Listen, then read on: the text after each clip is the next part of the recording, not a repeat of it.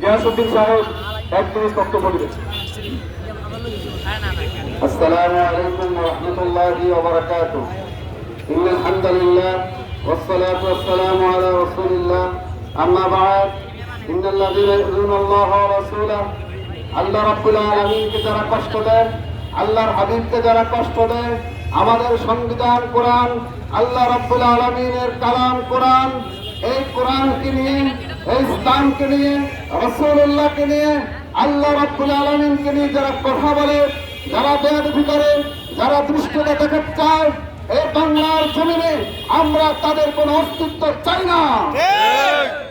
এই বাংলার জমিন 90% মুসলমানের জমিন। এই বাংলাদেশে আমরা একমাত্র মুসলমানদের নিরাপত্তা আমরা বিধান কায়েম করতে চাই, ঠিক কিনা বলেন? গণতন্ত্রের প্রয়োজনে পড়ে আমরা কখনো মুসলমানদের ঐতিহ্য আমরা হারাতে চাই না। আপনারা যদি আমাদেরকে জাগ্রত করার নিয়ত করেন, আমরা জাগ্রত হয়ে গেছি। খেলাফত আমরা ইনশাআল্লাহ কায়েম করে ছাড়বো।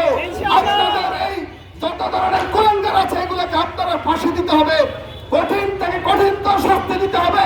গীতের মধ্যে লাঠি হয় না, আপনার হিন্দুদের কোনো কিছুতে কোনো অপমান হয় না, শুধু কোরআনকে নিয়ে খেলা হবে, রাসূলুল্লাহকে নিয়ে খেলা হবে।